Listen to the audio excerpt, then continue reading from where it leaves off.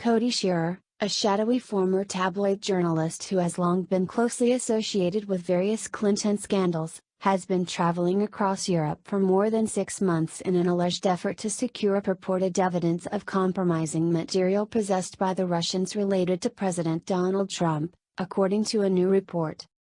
There is no known evidence that any such anti-Trump compromat, or compromising material, actually exists. Much of the report focused on attempts to secure an alleged video of Trump engaged in sordid sexual acts with prostitutes in a Moscow hotel room in 2013, even though there has never been credible evidence presented to substantiate the existence of such a video. National Review previously dubbed Shearer a creepy Clinton confidant and the strangest character in Hillary's vast left-wing conspiracy. The New York Times reported on Friday.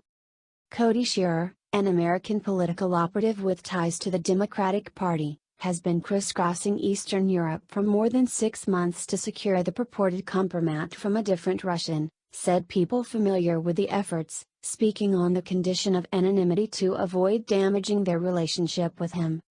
Reached by phone late last year, Mr. Shearer would say only that his work was a big deal, "You know what it is, and you shouldn't be asking about it."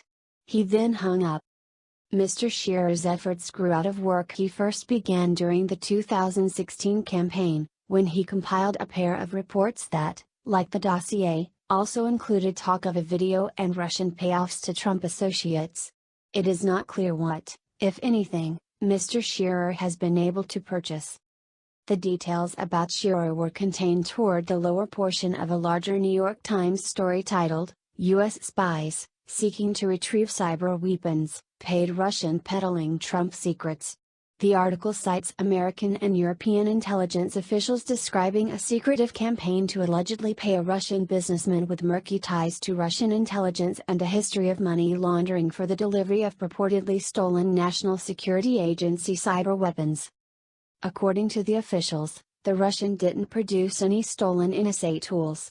Instead, he claimed to have possessed what the Times report characterized as unverified and possibly fabricated information involving Mr. Trump and others, including bank records, emails and purported Russian intelligence data.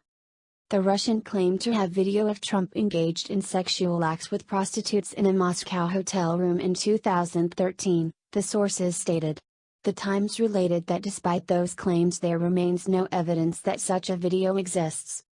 The infamous, largely discredited 35-page anti-Trump dossier produced by the controversial Fusion GPS firm and paid for by Hillary Clinton's 2016 presidential campaign and the Democratic National Committee similarly contained the unsubstantiated charge that Russia had potential blackmail information in the form of Trump consorting with prostitutes in a Moscow hotel room in 2013.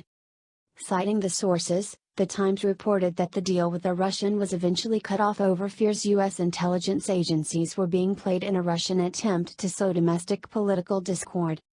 The Times reported that the U.S. agencies were in contact with the Russian through an intermediary, an American businessman based in Germany.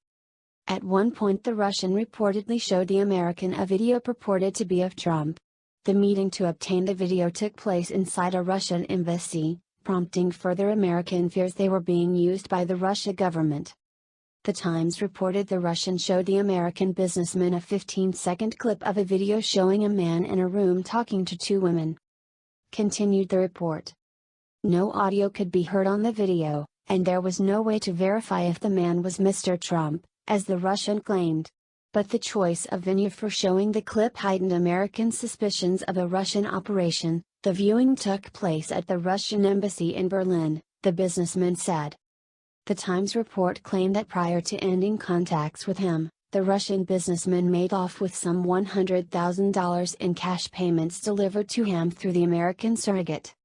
Responding to the report in a subsequent article in The Intercept, the CIA specifically denied that they were swindled out of $100,000, but the agency's statement, provided to AFP, did not seem to deny the other details in the Times report. The fictional story that CIA was bilked out of $100,000 is patently false, the CIA said in the statement. Shearer, meanwhile, re-emerged in the news cycle earlier this month when the Guardian newspaper reported that the FBI has been utilizing a second dossier authored by Shearer as part of its probe into Trump and alleged Russian collusion. The Guardian reported the so-called Shearer memo was given to the FBI by the Fusion GPS dossier author, ex-British spy Christopher Steele, in October 2016. According to the Guardian report, the FBI is still assessing portions of the Shearer memo. The newspaper reported that, like Steele's dossier, Shearer's memo cites an unnamed source within Russia's FSB alleging that Trump was compromised by Russian intelligence during a 2013 trip to Moscow in which the future president purportedly engaged in lewd acts in a five-star hotel. Steele's dossier infamously claimed that while Trump was staying in the presidential suite at the Ritz-Carlton Hotel in Moscow in 2013, the real estate mogul hired a number of prostitutes to perform a golden showers, urination, show in front of him. The dossier claims that Trump wanted to defile the bed because he learned that President Obama had used the same suite during a trip to Russia. Those dossier claims have never been verified. Breitbart News previously documented how information contained in a Washington Post article may actually work to disprove the prostitute urination claims. The Post quoted a person with knowledge of Trump's 2013 trip saying that Trump's bodyguard rejected an offer from a Russian billionaire to send prostitutes to Trump's hotel room. Shearer's name, meanwhile, was mentioned in a January 25 letter from Senator Chuck Grassley, chairman of the Senate Judiciary Committee, addressed to the DNC and to Mark Elias, an attorney at the Perkins Coie law firm. The Washington Post previously reported that Elias, utilizing Perkins Coie, retained Fusion GPS to conduct the firm's anti-Trump work on behalf of both Clinton's presidential campaign and the DNC. Clinton's campaign and the DNC both were clients of Perkins Coie. In his letter, Grassley inquired about a second possible memo on Trump, asking whether anyone at the DNC ever received other memoranda written or forwarded by Mr. Steele regarding Mr. Trump. Grassley further asked the DNC to provide all communications to, from, copying, or relating to numerous individuals for the periods of March 2016 through January 2017, including any communications between the DNC and Shearer. A criminal referral released last week and authored by Grassley and Lindsey Graham, RSC, contains redacted information that Steele received information from someone in the State Department, who in turn had been on contact with a foreign subsource who was in touch with a redacted name described as a friend of the Clintons. Numerous media reports have since stated that the second dossier author mentioned in the Grassley-Graham memo was Shearer, an associate of longtime Clinton friend Sidney Blumenthal. According to sources who spoke to CNN, Shearer's information was passed from Blumenthal to Jonathan Weiner, who at the time was a special State Department envoy for Libya working under then-Secretary of State John Kerry. Citing the same source, CNN reported that Shearer's dossier is actually a set of notes based on conversations with reporters and other sources. CNN reported that Shearer had circulated those notes to assorted journalists, as well as to Blumenthal. According to the source, in addition to Shearer's information, Steele's dossier was also passed to Weiner and made its way up to Kerry. Steele also gave the dossier to Weiner, who flagged to his superiors at the State Department, according to the source. Kerry was eventually briefed on its existence, and that it wasn't known how much was true.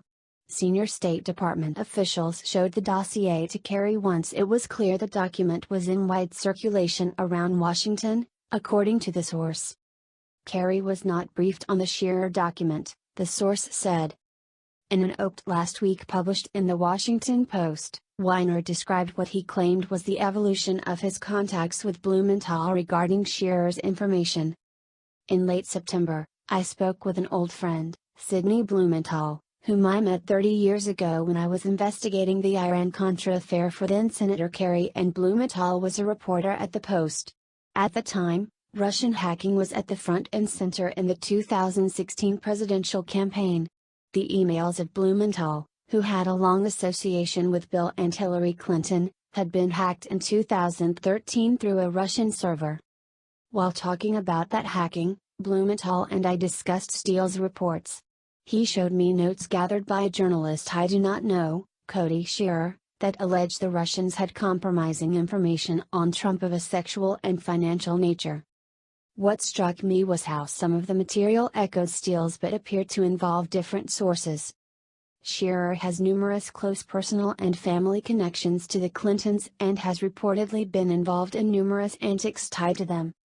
His brother-in-law, Strobe Talbot, was friends with Bill Clinton when the two were students at Oxford. Talbot went on to become special advisor to the Secretary of State during the first Clinton administration. Derek Shearer, Cody's brother, was Clinton's ambassador to Finland. The Independent reported on a government investigation of whether Shearer misrepresented himself as working on behalf of the Clinton State Department in Bosnia in the 1990s. According to the Washington Examiner, Mr. Shearer was investigated by the State Department's Inspector General in 1998 after he led negotiations that caused temporary diplomatic damage in Bosnia. Citing documents obtained by Citizens United through the Freedom of Information Act, the Examiner reported that Mr. Shearer may have represented himself as speaking on behalf of the State Department in conversations about the proposed partitioning of Bosnia. National Review further reported on Shearer's efforts in Bosnia.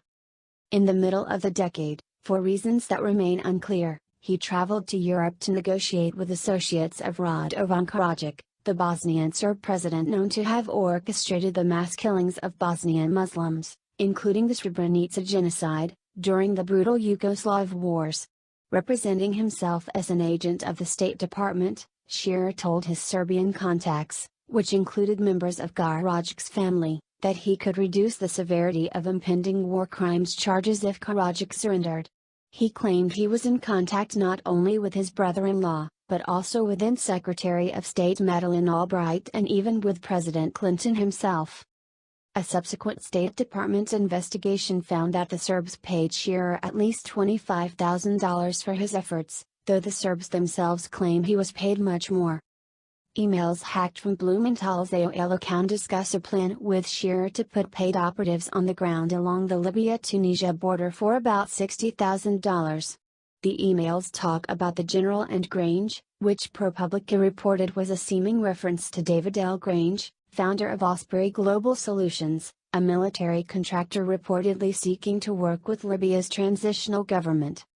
Shearer's name was directly associated with a Blumenthal message to Clinton that may have resulted in the Secretary of State meeting with Mahmoud Jibril, an opposition figure in Libya who would later serve as interim prime minister during Libya's civil war. National Review reported. The March 6, 2011 email released by the Benghazi Committee, however, illustrates a more direct link between Clinton and Shearer. Cody, on his own, still at heart an indefatigable journalist, simply picked up the phone, and had a conversation with one of the key figures in the Libyan National Council, Blumenthal writes, copying Shearer's intelligence memo directly into the email. Shearer's memo calls Jibril very smart, saying the Libyan has no desire to serve in a future government, but only wants to help in the transition. Someone should contact Mahmoud Jibril, sick, Shearer continues. He is balanced, level-headed and understands the current situation well. Cody says that Jibril, sick, said he has not been contacted by anyone from the U.S. government, Blumenthal wrote in the email. On March 15, 2011, 9 days after Blumenthal's email referencing Shearer, Clinton met with Jibril for 45 minutes in Paris. In the 1990s, Shearer's name came up regarding alleged Clinton efforts to suppress charges of sexual assault against Bill Clinton.